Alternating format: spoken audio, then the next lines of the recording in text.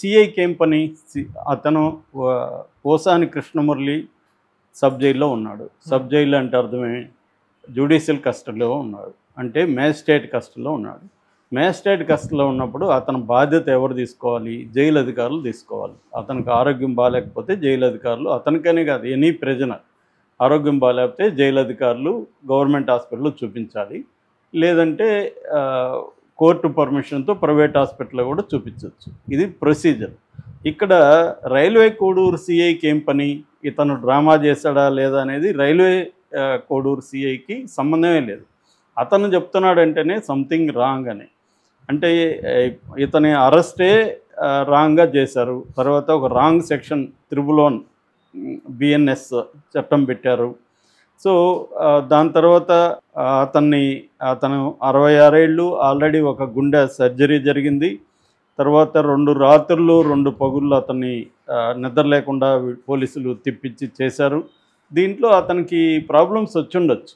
So దాన్ని వీళ్ళు ప్రచారంలోకి తీసుకొచ్చి అతనికి ఫాల్స్ గుండెపోటు అని చెప్పాల్సింది ఎవరు?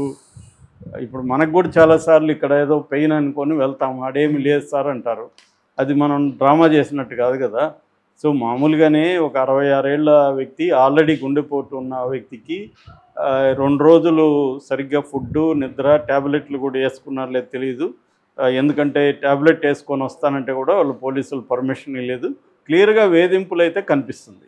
సో దానివల్ల మళ్ళీ ఒక నెగటివ్ ప్రచారం పోలీసులు చేస్తున్నారంటేనే డౌట్ వస్తుంది. వాళ్ళకి సంబంధం లేదు. జ్యుడిషియల్ కస్టడీలో ఉండే ఒక వ్యక్తిని డ్రామా చేస్తున్నాడు లేదనేది అసలు ఈ పోలీస్ స్టేషన్కి సంబంధమే లేదు. రైల్వే కోడూరు పోలీస్ సిఐ చెప్పడం ఏంటి అర్థం కాలేదు నాకైతే.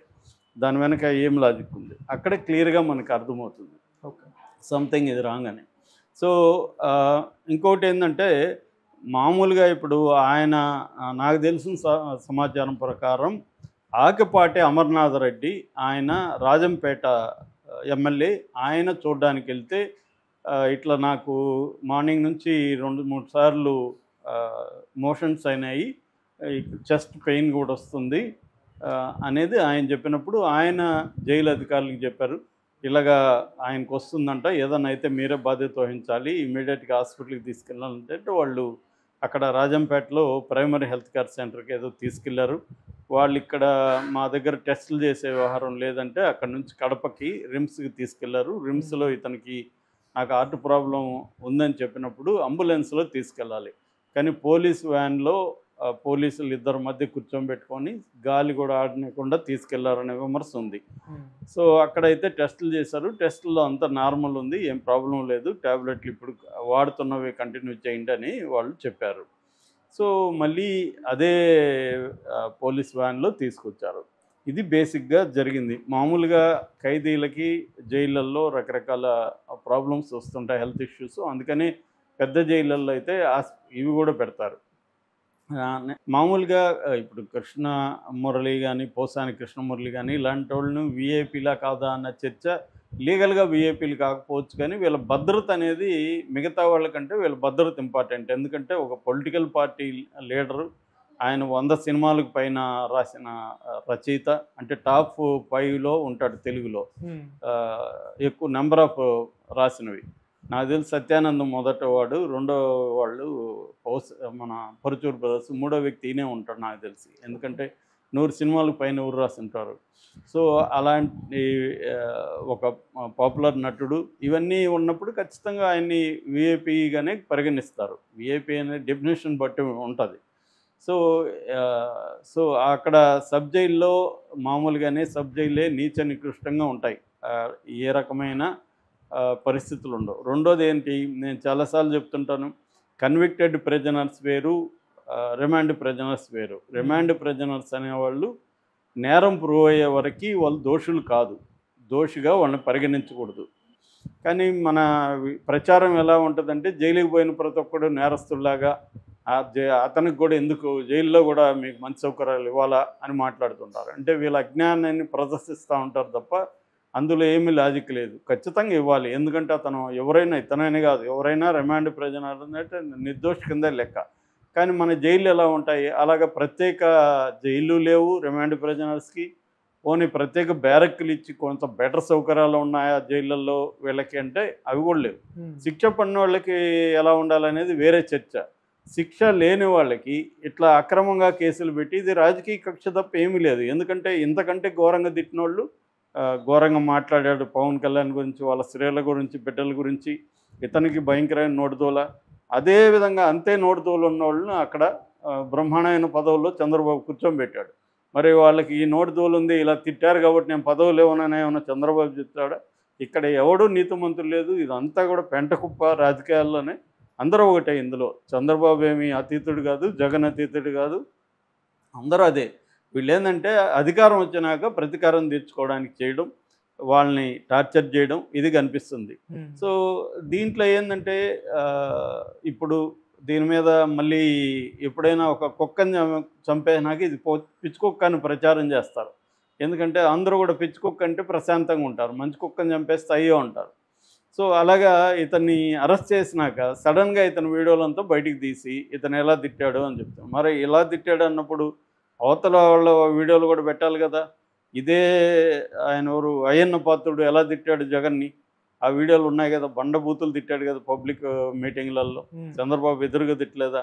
ఇదే చంద్రబాబు, ఇదే లోకేష్ సీఎంను పట్టుకొని సైకాను మాట్లాడలేదా వీళ్ళు? సో కాబట్టి ఎవరికి తేడా లేదు ఇక్కడ.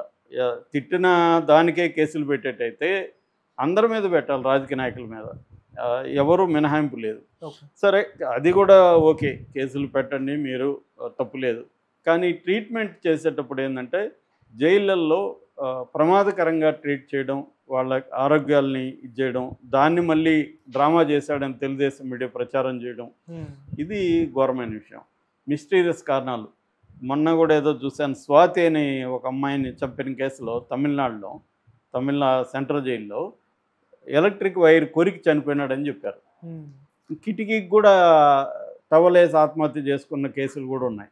అంటే వాళ్ళు చంపేయాలనుకున్నప్పుడు రకరకాల కారణాలు పేరు పెట్టి జైల్లో, ఎందుకంటే వాళ్ళకి దిక్కేముంది. ఇప్పుడు ఇతన్ని గుండెల మీద అదిమారనుకో కూర్చొని, ఎవరు చూస్తారు ఆడు జైల్లో? ఎవరు చూడరు కదా. వాళ్ళు డిసైడ్ అయితే చంపడం ఎంతసేపు.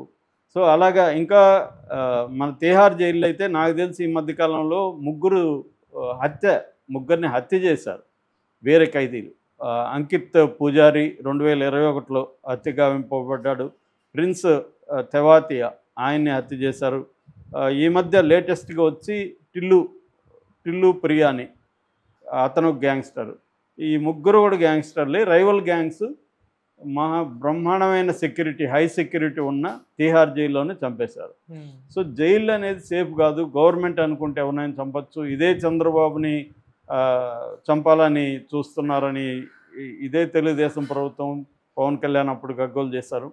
ఇప్పుడు వీళ్ళ మీద కూడా అదే విమర్శలు. అందుకనే నేను చాలాసార్లు చెప్తుంటే ఏ పార్టీలకి తేడా లేదు. మన పార్టీల్ని అధికారంలో ఉన్నప్పుడు విమర్శించాలి తప్ప ఏ పార్టీ అనేది ఏమి లేదు ఇక్కడ. అన్ని పార్టీలు ఇదే పని చేస్తున్నాయి. అతనికి ఏం సంబంధం? సో అతన్ని నిజానికి అతని మీద కూడా కేసు పెట్టాలి, అతనికి సంబంధమే లేదు. సో అతను వచ్చి ఒక ఖైదీ డ్రామా ఆడుతున్నాడని అతను ఎందుకు చెప్పాడు? సో ఇది మేజర్ ప్రాబ్లం. వాళ్ళ పని ఏంటంటే ప్రొటెక్షన్ ఇవ్వమంటే ప్రొటెక్షన్ ఇవ్వాలి తప్ప టెస్ట్ చేసుకోండి వీళ్ళు అనే చెప్తారు. సో అది చెస్ట్ పెయిన్ కావచ్చు, ఆకలి, అదే దాన్ని ఏమంటారు, కడుపులో గ్యాస్ వల్ల కావచ్చు, ఏదైనా కావచ్చు, కానీ నెగ్లెక్ట్ చేయకుండానే డాక్టర్లు చెప్తారు. మరి ఈయనకి ఆల్రెడీ ఒకసారి సర్జరీ అయిన వ్యక్తికి ఖచ్చితంగా టెన్షన్ అనేది ఉంటుంది. బయట అయితే ఆయన వెళ్ళి చూసుకొని వచ్చేవాడు, అదే బయట ఉంటే ఆయన్ని డ్రామా అనేవాళ్ళ. సో ఇది రాంగు. ఎవరైనా మనం ఒక ఖైదీ అన్నప్పుడు ఖైదీలాగా చూడాలి.